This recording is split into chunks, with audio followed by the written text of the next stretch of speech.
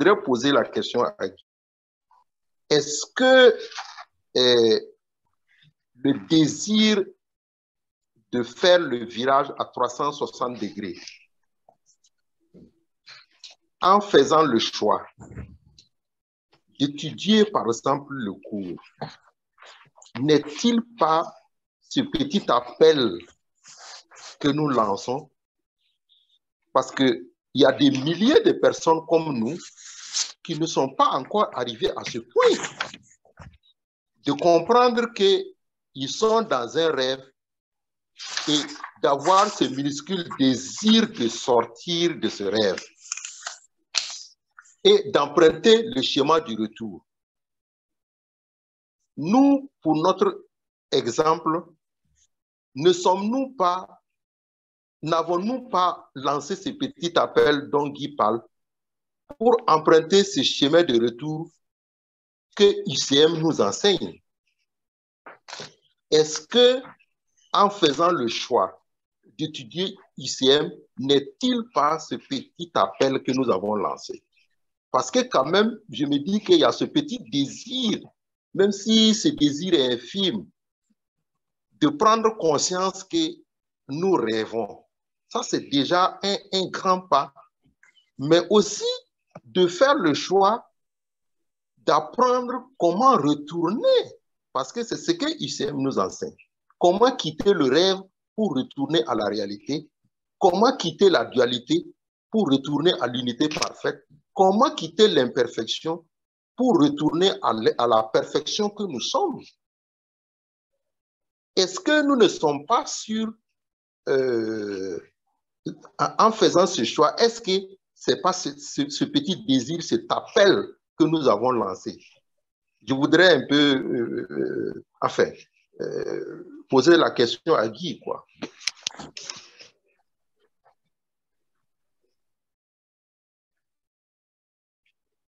Guy est parti.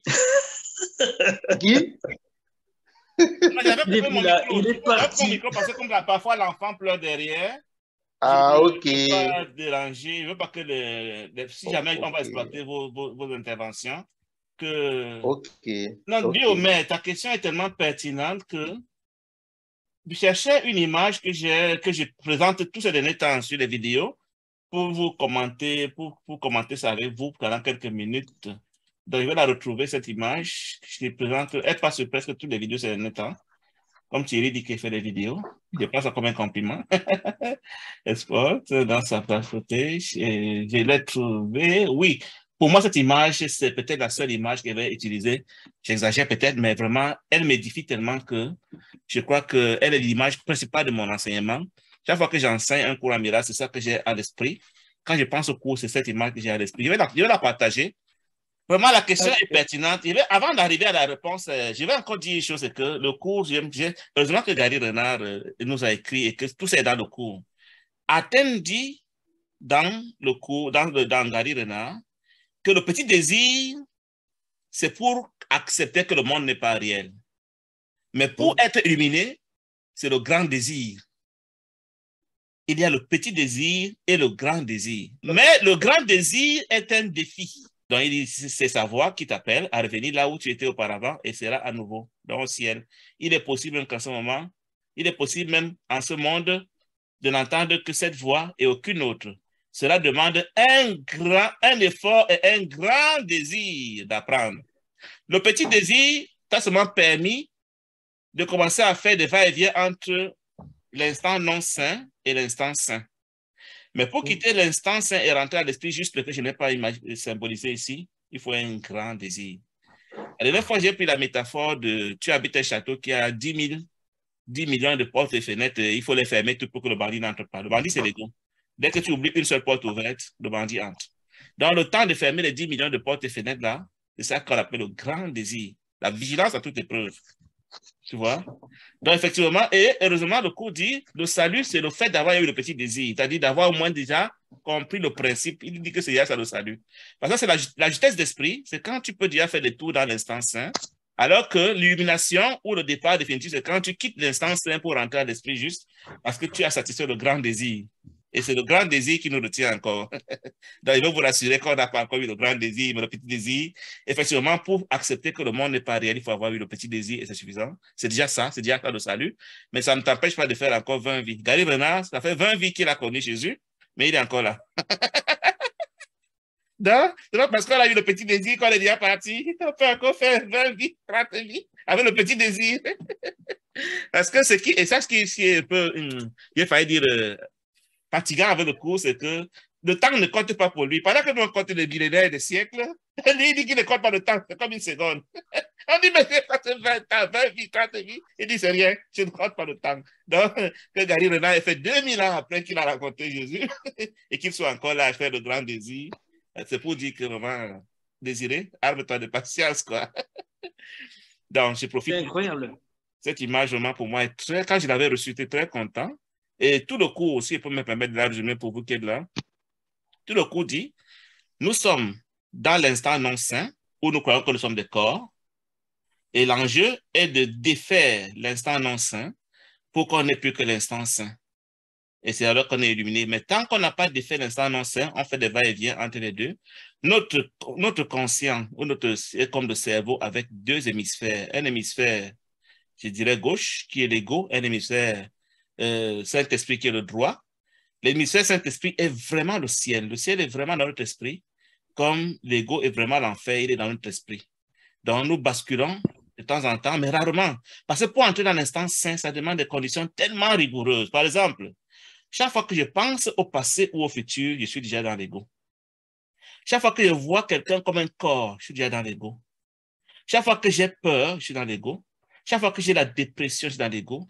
Chaque fois que je doute, je suis dans l'ego. Chaque fois que je m'inquiète, je suis dans l'ego. Chaque fois que j'ai un manque, je suis dans l'ego. Chaque fois que je vois mon frère comme étant différent de moi, je suis dans l'ego. Les portes et fenêtres à fermer pour ne pas que l'ego entre sont tellement nombreuses que vraiment, non seulement on ne les connaît pas, mais on est dedans sans nous en rendre compte. Et puis on dit, mais j'ai dit accepter le coup, j'ai compris le coup, je vais y aller là-bas. Mais il te dit, mais tu ne connais pas de quoi tu parles, tu sais pas de quoi tu parles, Désiré. Il y a tellement de choses que tu fais, de quoi permettre à l'ego d'entrer sans t'en rendre compte. Mais comme tu ne peux pas toujours le savoir, demande au Saint-Esprit de t'aider à te rappeler ça, à te les enseigner. Le cours t'enseigne peut-être 10% de ces portes, mais il y en a plein qui ne vont pas énumérer, qui sont dans ton inconscient, que tu devras découvrir avec le temps et les fermer toi-même. Savoir reconnaître, ça qui dit, sois vigilant, écoute tes pensées pour savoir reconnaître quelle pensée peut te tenir dans l'ego, dans l'instant non sain. Et il nous arrive rarement, mais très rarement, de basculer dans l'instant sain. Quand je suis vraiment dans l'instant présent tel que le passé n'a jamais été et que le futur ne sera pas, j'ai basculé. Quand je suis vraiment capable, ce qui n'est pas vraiment évident, de voir l'autre comme Dieu et non pas comme un corps. C'est un grand défi. L'autre, tous les êtres humains. Et il dit bien tous les êtres humains. Depuis le plus bon au plus jusqu'au plus méchant. Ça, c'est un grand défi. Et que sais-je encore? Que je n'ai jamais peur. Ce n'est qu'à l'instant, à la seconde où vraiment je suis dans une paix totale qu'il peut basculer là, avec toutes les autres conditions remplies. Il ne faut pas qu'une seule condition soit remplie. Donc, il faut que le doute et la peur soient complètement défaits pour que l'ego se taise. Le doute et la peur vont se manifester par la croyance à la séparation, la croyance que le monde est réel, la croyance qu'il y a un passé, il y a un futur, la croyance que j'ai des manques et que sais-je encore. Tout ça fait qu'on ne bascule pas. Donc, c'est bien beau d'avoir écouté la théorie, mais pour basculer dans l'instant saint, c'est le miracle. C'est ça que ça s'appelle un courant miracle. C'est vraiment un miracle que de basculer de l'instant non saint à l'instant saint. Et ce miracle, nous en parlons, nous l'enseignons, nous faisons des vidéos, mais on ne le fait même pas. On ne le fait pas. Basculer le miracle, c'est vraiment un miracle. Donc, si ça peut répondre à la question de Guillaume, c'est pour cela que nous sommes encore là à rôder. Vous avez des commentaires, questions, je vous écoute par rapport à ça. Oui, oui. Tu sais, quand tu parles comme ça, il y a une question qui me vient à l'esprit. Mais nous sommes dans un rêve. Et pourquoi dans ce rêve, il y a des conditions qu'on nous impose pour quitter le rêve? On nous impose pas des conditions. C'est quoi? C'est que, en fait, tu veux émigrer dans un pays où on pense de certaine manière. C'est un peu ça le visa d'entrée. Si tu ne penses pas comme on pense là-bas, tu ne seras pas admis. Tu seras troublé. Soit tu vas aller recréer le désordre là-bas, soit ton cœur va s'arrêter et tu ne vas pas t'en sortir. C'est un peu ça que, on te dit, par amour pour toi, on te dit que tu n'es pas encore capable d'aimer comme Dieu. Pour aller au ciel, il faut aimer comme Dieu. C'est-à-dire, il faut être exempt de toute peur, de tout doute. Et quand l'esprit sait que tu n'es pas encore capable de vivre dans un tel Gary Renard devant dans cours, est-ce que je peux supporter tant d'amour? Oui, oui, frère Guy, mais j'étais là-bas. Je suis en train de rêver. Oui. Je suis toujours au ciel. Oui. Je suis Dans en ton rêve. rêve, tu démontres que tu as peur de retourner là-bas. Dans Exactement. ton rêve, tu as vraiment peur. Mais comme je suis déjà là-bas, Mhm. il n'y a pas un problème que je me réveille. Il n'y aura plus de peur parce que je suis déjà là-bas. Mhm. Donc, pourquoi j'ai peur de me réveiller? C'est parce que tu as une conscience qui se balade comme une aiguille sur les canaux de téléviseurs. Cette conscience, c'est elle qui est toi en vérité. C'est elle qui doit avoir renoncé totalement au risque de te faire croire que tu as perdu quelque chose de très valeureux, très important, parce que si on t'enlève cela, rien ne... C'est-à-dire que c'est toi-même qui dois... Il dit, donne-moi, toi-même donne-moi. Montre-moi que tu n'as plus peur que je prenne. Tu dis, non, j'ai peur que tu prennes. Et tu dis, prends quand même, mais j'ai peur que tu prennes. Bah, ta peur est une peur d'être délivré. Tu as en même temps peur de la délivrance et tu réclames d'être délivré. Jésus dit, je ne peux t'aider que tel que notre Père nous a créé, c'est-à-dire qu'il t'a créé égal à moi. Et en tant que tel, je ne peux jamais te faire ce que tu ne m'as pas permis de te faire. Et ta peur montre que tu ne veux pas que je t'aide. C'est ce qu'il te dit. C'est par respect pour ta déité, pour ton statut, qu'il dit, je ne peux pas t'imposer ce que tu n'as pas voulu. Et tu sauras que tu l'as voulu quand tu me l'auras donné avec paix. Or, pour le moment, tu me donnes ça avec le cœur battant. Il dit, même quand vous allez demander des choses conformes à la pensée de Dieu, si vous le demandez avec peur, c'est que ce n'est pas la délivrance que vous demandez. C'est écrit dans le... Exactement. Mais la peur même vient de l'inconnu. Maintenant que tu as la connaissance, vas-y, tombe, bascule. C'est ça qui te parle. Je sais. Non, la peur de l'inconnu, qu'est-ce qu'il y a dans l'inconnu? Maintenant, tu as la théorie qu'il n'y a rien. Maintenant, tu as la théorie qu'il n'y a rien. Alors, arrête d'avoir peur et bascule, c'est tout. Quand tu n'avais pas la connaissance, je comprendrais. Maintenant, tu as toute la théorie, tu as fait ton formulaire d'immigration, tu as déjà dit les conditions à remplir. Il n'y a plus qu'à cocher les cases. Coche les cases. Tu immigres. Le vrai alibi, c'est que pour remplacer mon univers, pour remplacer le ciel par mon univers autant pour moi, il a fallu tuer Dieu et détruire le ciel. C'est lui ou moi. Et si je suis, c'est qu'il n'est pas. Et j'ai envie d'être. Ok. Et Jésus me dit, tu ne l'as pas fait. Il dit, ah ouais, si je ne l'ai pas fait, donc il est là, il va se venger. Terrible. Que de savoir que j'ai eu l'intention de le tuer et de détruire son univers, tu veux me ramener à lui, inconsciemment, j'en ai peur. Inconsciemment.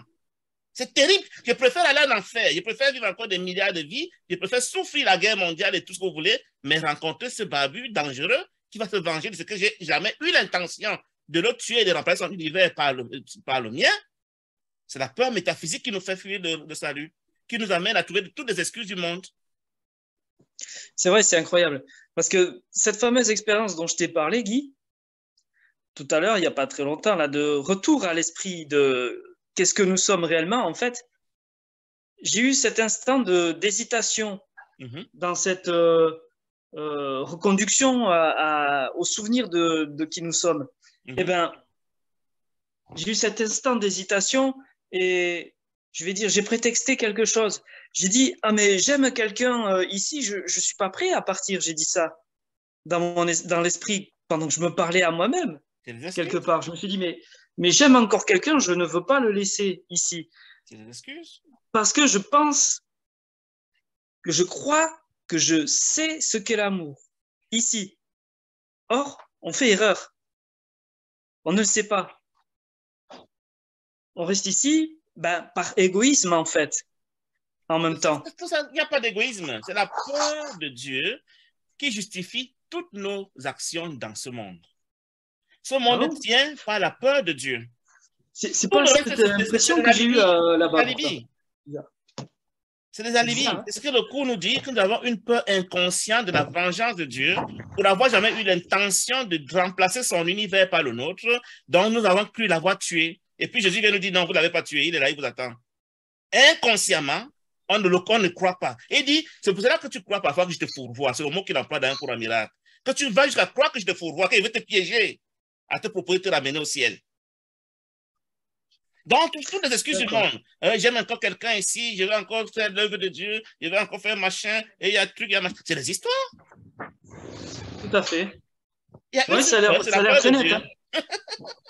C'est vrai. On m'y reprendra pas une deuxième fois. C'est ça, c'est ça.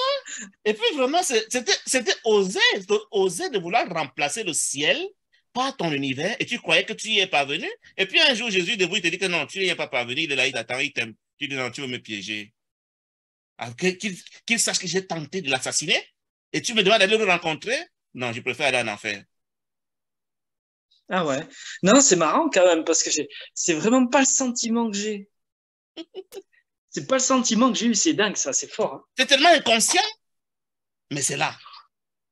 Ouais, c'est là, ouais. C'est vrai, hein, parce que bien dans des choses que l'on fait tout au long de la journée, on s'en aperçoit quand même. C'est ça. Et c'est pour ça que nous avons nous-mêmes amoncelé des pièges contre nous-mêmes. Ça s'appelle les défenses. Ça s'appelle les blocages. Nous avons échafaudé des pièges, c'est-à-dire que, par exemple, il dit, aussi longtemps que tu crois à la perception, tu ne peux pas être illuminé. C'est-à-dire que tu crois que tes yeux voient vraiment. Tu te rends compte que si tes yeux te montrent la réalité, tu crois à ce que tes yeux te montrent, tu n'es pas prêt.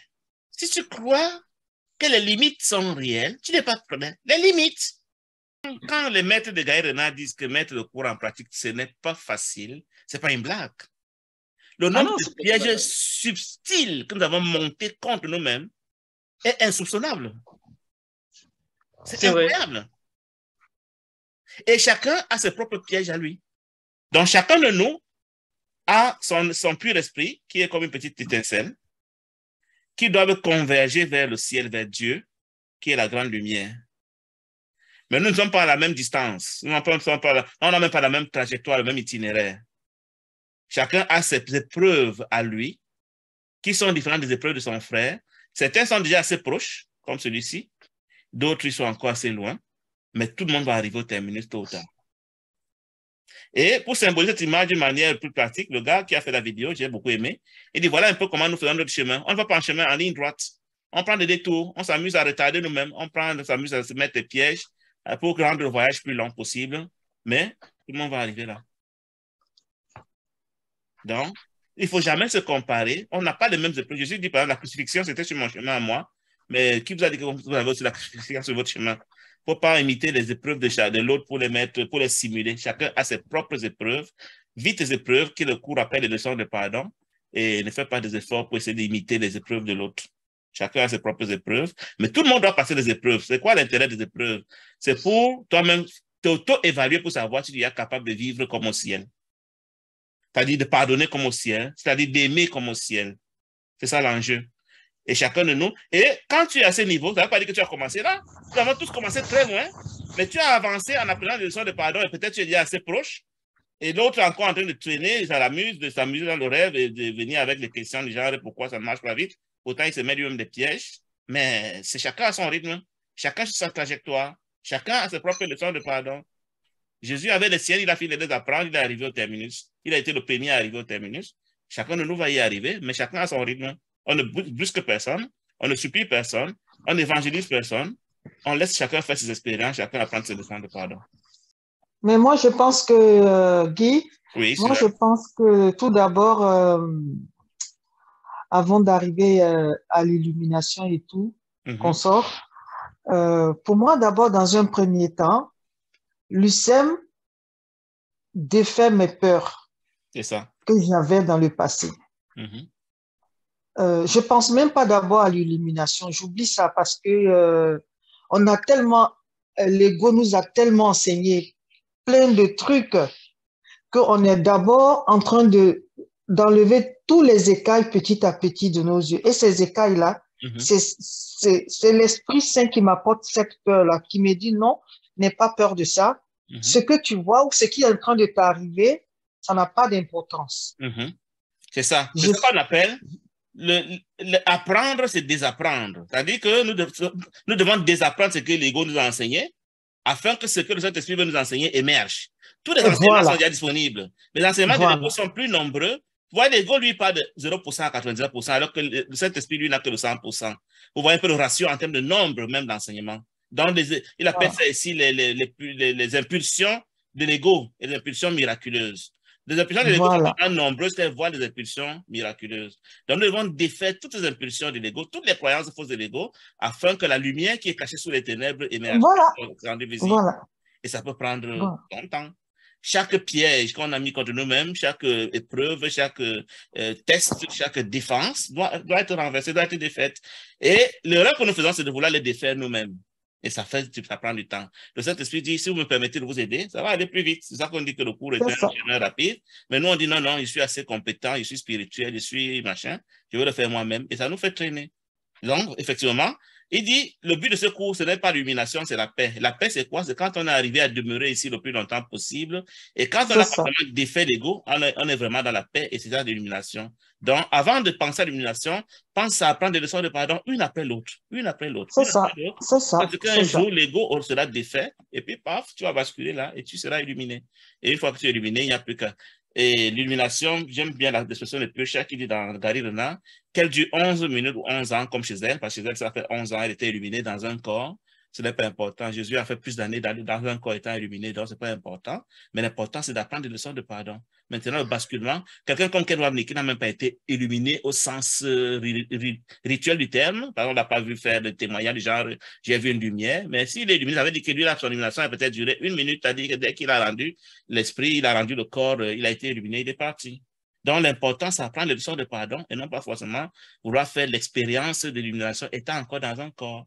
Et j'aime aussi l'affirmation que le cours fait. Il dit la patience infinie produit des effets immédiats.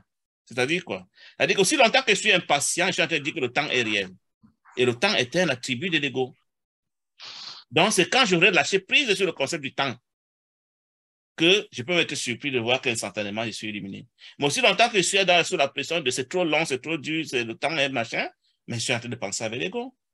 L'enjeu, c'est quoi? L'enjeu, c'est ne plus utiliser les attributs de l'ego dans mon argumentation, dans mon esprit, dans ma conscience, pour utiliser seulement les attributs du Saint-Esprit. Le Saint-Esprit ne connaît pas le temps, il ne connaît pas l'espace, il ne connaît pas les corps, il ne connaît pas la matière, et que sais-je encore.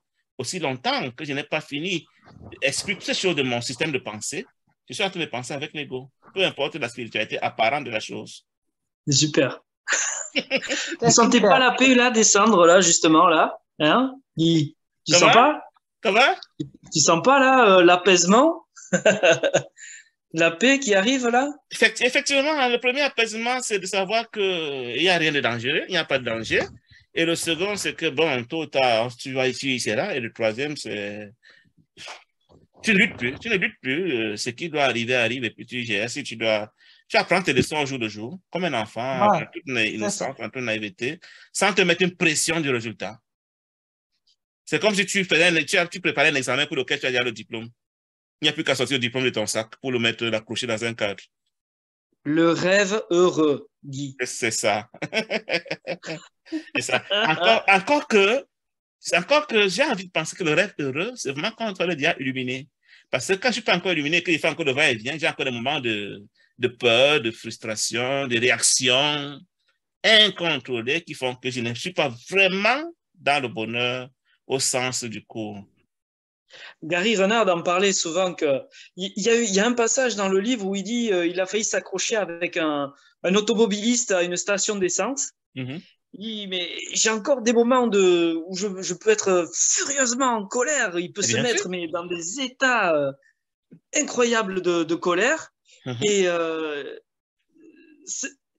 tout de suite après, il se dit, tiens, mais bon, si je pardonne pas tout de suite, si je travaille pas le pardon tout de suite, le pardon véritable, je vais le faire un petit peu plus tard. Mais effectivement, ça va conduire à générer dans l'esprit d'autres, dans les niveaux de séparation de l'esprit, des projections. Il faut savoir une chose, Thierry, c'est que chaque épreuve que tu traverses est une occasion qui t'est donnée de savoir une maladie, une culpabilité que tu as dans ton inconscient, c'est-à-dire un élément qui t'empêche d'accepter de retourner au ciel, tu vois. Donc, quand quelqu'un vient te provoquer dans le genre, c'est toujours pour te dire, voilà un test qui est donné pour voir si tu peux déjà aimer comme Dieu, pardonner comme Dieu. Voilà. Si tu échoues, tu le remets au test à plus tard. Donc, quand tu réussis à passer le test, tu dis, rends grâce, tu dis merci de mon testeur de m'avoir donné l'occasion de voir si je pouvais pardonner un tel défi. Si tu peux lui payer son cachet parce qu'il a joué le méchant rôle. Vous savez, jouer le rôle du méchant dans un film, c'est pas évident. Hein. Jouer Dracula dans un film, c'est pas évident. Donc, quand quelqu'un, tu donnes le rôle du méchant à quelqu'un dans ton rêve, et puis la personne joue son rôle à l'excellence et te persécute correctement, mais tu dois lui payer un bon cachet. Parce que Purcell dit, ils m'ont donné des gens qui avaient accusé Purcell injustement dans sa dernière vie, et au point où elle dit, ces enfants, sans le savoir, m'ont donné une occasion idoine, incroyable, de faire un grand pas vers le ciel. Vous voyez, la crucifixion de Jésus était un grand pas vers le ciel, de se laisser crucifier sans maudire ceux qui te crucifient. C'est ça que tu dois être reconnaissant, même avec ceux qui te posent des défis. Peut-être même plus avec eux, parce que ceux qui sont très gentils avec eux, ils n'ont pas beaucoup avancé. Hein? Tout à fait. Tout à fait. C'est marrant, ça rejoint ce que disait Suzanne au tout début, que quand elle parlait de sa pratique au niveau du cours, elle s'apercevait « Ah tiens, là je m'énervais, là je m'énerve plus. Des phases comme ça. Moi, je le remarque. Je sais pas, je suis sûr que vous êtes tous pareils que moi. Hein. En voiture, vous vous énervez, c'est sûr. C'est obligé. Chacun a ses leçons à apprendre. Toi, tu peux peut-être en voiture, Suzanne peut être infirmière et c'est avec les patients. Moi, je peux être au guichet, c'est avec mes clients. Mais chacun a ses propres leçons à apprendre. Et c'est cela, en fonction de ton besoin d'entraînement, quant à savoir si tu peux pardonner comme Jésus, si tu peux aimer comme Dieu. C'est le but. Tout à fait, tout à fait. Et c'est bien vrai. Il m'est arrivé un truc, je regardais, l'autre jour, j'étais sur la route, il y a déjà un moment. Hein. C'était marrant parce que je conduisais comme ça et puis j'interrogeais le Saint-Esprit, je lui disais, mais j'étais dans un dialogue encore et où je disais, mais il faut que tu m'aides, Saint-Esprit, à regarder les autres, à voir les autres comme nous sommes tous un. Comment je peux faire pour retenir à chaque fois, pour pas céder à cette tentation de tout de suite, c'est vraiment très infime, hein, mais on bascule facilement dans une colère ou quelque chose comme ça. Ce qui est intéressant, c'est que tout ça est monté par toi. C'est-à-dire que ça ne se fait pas maintenant, ça a été monté déjà à l'avance. C'est ça qui est énorme. Ça a été monté à l'avance et... C'est énorme. Pour apprendre une leçon bien précise. Là, j'ai pensé un moment que quand je disais Gaël pour la première fois, j'ai dit, mais Purcell, elle en fait trop. Elle dit, les adultes qui vont sur la montagne jouer au roi de la montagne. Elle a amené ça au niveau du cours. Il dit qu'ils veulent défier Dieu, remplacer Dieu. J'ai dit, waouh, jusqu'à ce niveau, hein, c'est un peu jeu. Vous voyez jusqu'où ça peut aller? C'est énorme. C'est incroyable. Elle dit que quelqu'un qui fait la vitesse, ton frère qui fait la vitesse pour te dépasser, il est en train de vouloir aller compétir contre Dieu, je ne sais pas moi quoi. Il dit, ah, donc le fait pour moi de dépasser même mon frère avec la vitesse, c'est ainsi qu'il veut démontrer quelque chose par rapport à Dieu. Je dis, waouh. Donc, et imagine tout ce que nous avons comme scène dans la journée où on a attaqué sans savoir. Enfin, c'est fou. On se piège nous-mêmes. En spiritualisant, hein, en trouvant des belles excuses pourquoi j'avais des bonnes raisons de le faire. Mais tu vas rester. C'est incroyable. Et c'est qui, je viens encore de le dire tantôt, la patience de Dieu par rapport à nous. C'est-à-dire qu'il s'en fout du temps. Et il ne va jamais t'imposer le salut. Il ne va pas t'imposer la vitesse. C'est terrible. Tu dis, mais c'est vrai, je suis décidé, mais vois que je suis en train de brûler un enfer. Ça ne l'émeut pas. Parce qu'il sait que ce n'est pas toi et tu n'es pas en enfer. Mort de rire. Oui.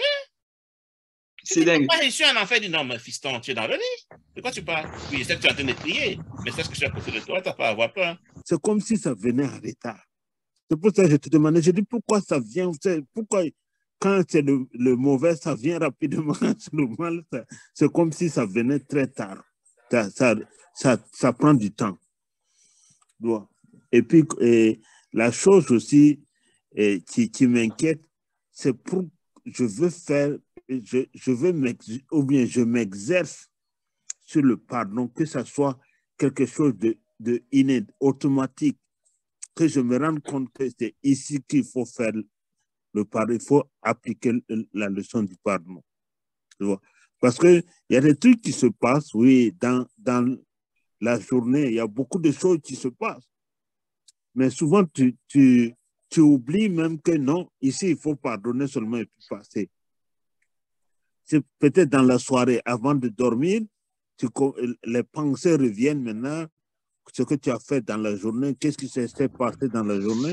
Et puis tu dis, oh, il y a un truc là, il fallait que je laisse ça passer, je pratique mon pardon ici. Tu vois, c'est ça que moi, je suis en train, ou bien c'est ce que je ne veux plus avoir. Je suis en train de faire pour ne plus avoir ces pardons en retard, ou bien qui reviennent, qui remontent. Bon, quelque chose qui s'est passé le matin, disons par exemple à 10 heures, et c'est le soir à 8 heures ou à 22 heures que tu te rappelles que, oh, il fallait pardonner. Ou bien c'est le lendemain, tu te rappelles que, oh, ça s'est passé comme ça, mais il fallait laisser passer. Tu vois? C'est ce mot-là, je ne veux plus appliquer. Il fallait là, non, non. Je ne veux plus ça. Moi, je veux faire du tic au tac. Je veux faire que ça devienne automatique chez moi. Quand quelque chose arrive, que je sois conscient que je dois laisser passer, que je ne dois même pas, ça ne doit pas être une question de réflexion. Ça doit être une question seulement d'automatisme. C'est le travail à la paix.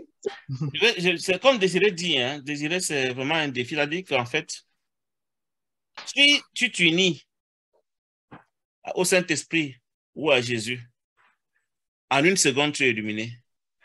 S'unir à lui veut dire, tu t'effaces pour que c'est lui qui pense à ta place, de manière radicale. Mais inconsciemment, tu ne le permets pas. Il dit, il y a un état dans lequel tu peux me donner ton esprit d'une manière automatique. C'est écrit dans le cours, mais tu n'es pas encore prêt à cela. C'est un peu comme l'enfant qui passe son temps à dire à son papa, papa, je sais. Il a 2 ans, hein. Papa veut le tenir par la main, il dit non, ne tiens pas par la main, je suis à 7 ans, il sait marcher, il sait réfléchir, il sait résoudre des problèmes. Le raccourci radical pour être illuminé, c'est vraiment de t'unir à lui, c'est-à-dire que de lui donner le leadership, la conduite de ta pensée, inconsciemment, sans un contrôle conscient, c'est-à-dire qu'il prenne automatiquement le contrôle de ton esprit. Mais ça, moi, quand je pense à ça, après, je me dis, ben, c'est pas assez rapide, je perds le temps, je dois faire. J'ai envie d'apporter du mien dans la chose. Du coup, je retire le contrôle et puis je reprends mes choses en main pour y aller à mon rythme et ça me prend tout le temps que ça me prend depuis lors. Donc, ça, c'est vraiment le raccourci radical que nous ne voulons même pas inconsciemment. C'est-à-dire qu'il dit, tout ce que tu as à faire, c'est cesser de décider de ne plus décider. Quand tu décides de ne plus décider, alors c'est lui qui décide pour toi. Mais nous aimons trop décider. Nous avons le pouvoir de décider. Inconsciemment, nous voulons décider. C'est un peu ça le pied dans lequel nous sommes, quoi. J'étais en train de chercher, parce que aussi souvent, c'est bon de lire. Je cherchais si je peux trouver là où il parle de dans notre esprit automatiquement, mais je ne trouve pas ça. Il dit, quelque part, dans le principe d'évolution des miracles, il dit, les miracles sont des habitudes et devraient être involontaires. C'est ça qu'il parle. Ils ne devraient pas être sous un contrôle conscient. C'est-à-dire que tu dois me donner le contrôle de ton esprit sans intervenir, sans vouloir me donner ton avis. Fais-moi confiance et laisse-moi faire. Ça, on n'a pas encore ce niveau de foi-là. On n'a pas encore cette confiance à lui pour lui donner tout le contrôle à notre esprit. On n'est pas sûr on n'est pas sûr qu'on nous a conduit à bon port, inconsciemment. Exactement. Tu sais, j'ai suivi, je ne sais pas, c'est toi qui as donné l'exemple ou bien c'est quelqu'un d'autre qui disait que quand on prend l'avion, on fait confiance au pilote. Oui. Sans jamais le connaître même, sans jamais le voir.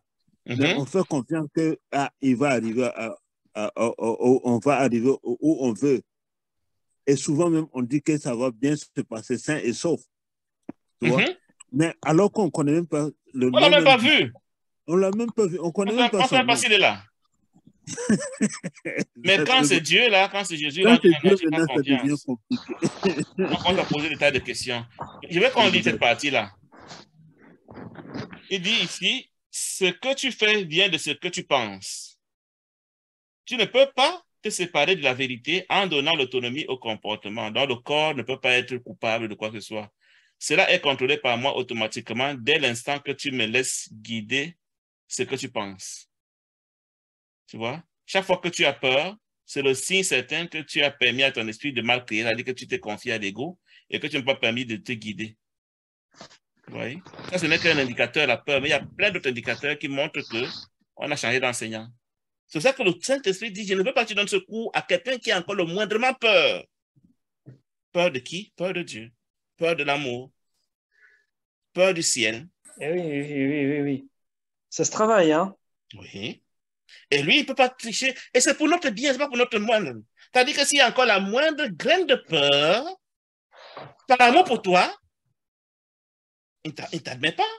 C'est vrai. Et ce qui arrive, il y a des gens, quand vous parlez de passeurs d'âme, Thierry en sait quelque chose puisqu'il travaille avec des soins, les passeurs d'âme, c'est des gens qui peuvent trouver des âmes errantes qui ne savent pas ce qu'elles font. Ils disent, je fais quoi là? On dit, mais tu es mort. Il dit, ah oui, c'est ça la mort? Il dit, oui. Mais va vers la lumière. Il dit, ah bon, c'est quoi la lumière? On va les enseigner de l'autre côté. Parce qu'ils sont partis sans être préparés par rapport à ce qui nous attend de l'autre côté. Donc, le cours est venu nous préparer à ce qui nous attend si on se retrouvait au ciel, pour peu qu'on veuille vraiment être au ciel. Mais à défaut de ça, plusieurs personnes meurent et deviennent errantes, des fantômes, faute d'avoir eu l'enseignement. Il y a une dame qui a fait son témoignage de sa mort imminente. Quand elle est morte, elle dit, ah, peut-être je suis morte. C'est ça la mort? On n'est pas préparé. Il y a William Bullman qui pour moi est un grand expert en la matière, qui dit que c'est dommage le nombre de personnes qui meurent sans savoir ce qu'ils attendent de l'autre côté. Donc, à défaut d'aller au ciel, soyons contents au moins d'apprendre qu'il y a autre chose qu'on pourra expérimenter et comment on va s'en sortir là-bas.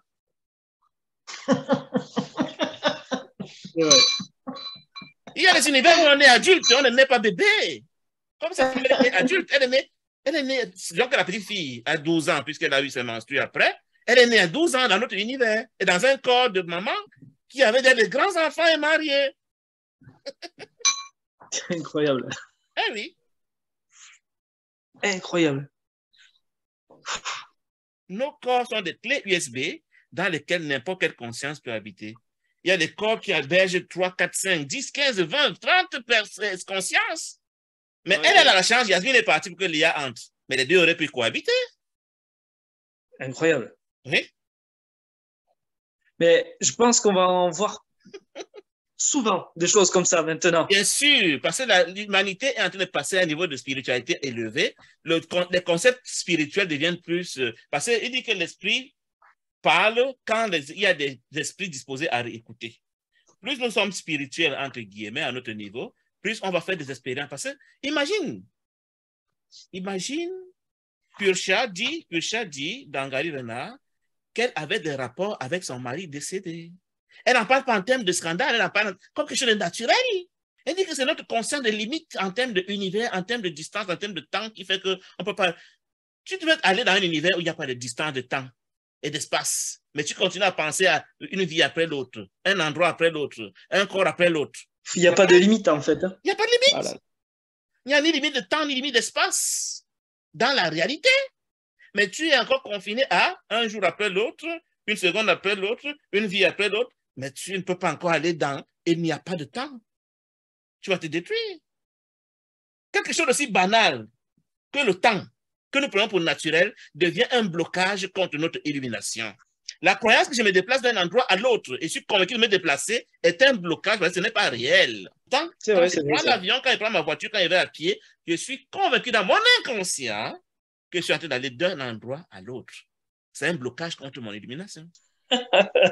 Et c'est incroyable ça quand même. Je vais aller plus loin. Quand j'ai une partie de mon corps que je crois que je dois plus vénérer qu'une autre, je rends mon corps réel.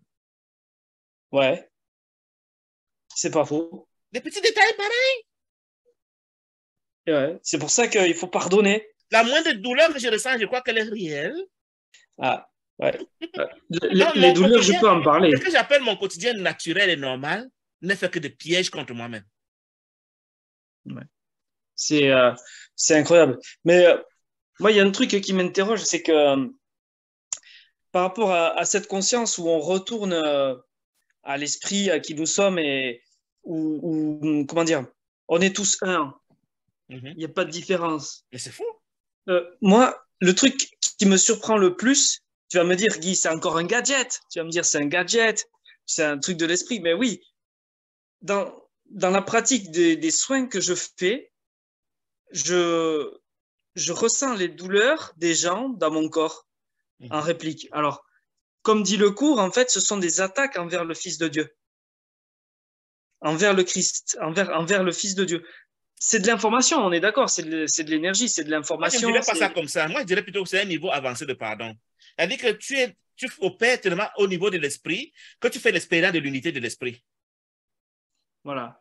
Parce que même à distance, peu importe, hein, tout est conscience aussi en même temps. Tu prends un objet dans les mains, tu as tout de suite des flashs, tu te dis, attends, mais un niveau ça avancé appartient à de telle pardon, ça veut personne. dire que tu opères plus au niveau de l'esprit qu'au niveau du corps. Ouais. Oui, c'est un niveau avancé Ouais. de pardon. Les C'est... gens qui font des sorties du corps, là, ils sont à un niveau Ah avancé oui, de pardon. Parce qu'ils ah oui, oui, opèrent oui. au niveau de l'esprit et non au niveau du corps. Le corps, si vous revoyez mon image que j'ai présentée au début, c'est le niveau élémentaire animal de Oui, la spiritualité.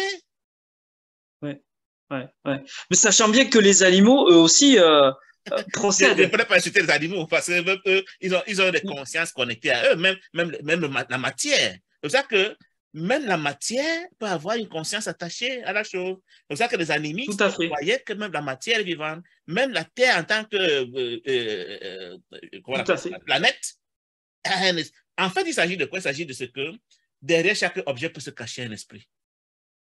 Ouais, c'est vrai. Mais pour autant, C'est il ne faut pas les incroyable. adorer, parce que ce n'est rien. Le défi maintenant, c'est que l'Indien va dire, derrière la vache se cache un esprit. Quelqu'un dans ma tribu de chez nous va dire, derrière la tortue se cache un esprit. L'autre va dire, derrière le rat se cache un esprit. Mais derrière le caillou, pourquoi pas? Pourquoi pas derrière la fourmi? Pourquoi pas derrière le serpent?